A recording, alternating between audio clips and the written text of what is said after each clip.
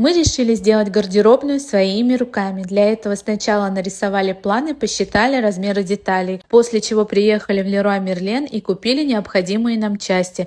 А те размеры, что не были в наличии, мы заказали там же на распил.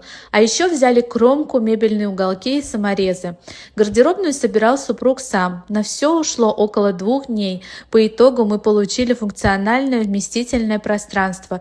Бюджет на все составил около 15 тысяч рублей. Пользуйтесь такой идеей, чтобы не переплачивать за шкафы. Меня зовут Нармина. Еще больше пользы на моей странице. Подписывайся.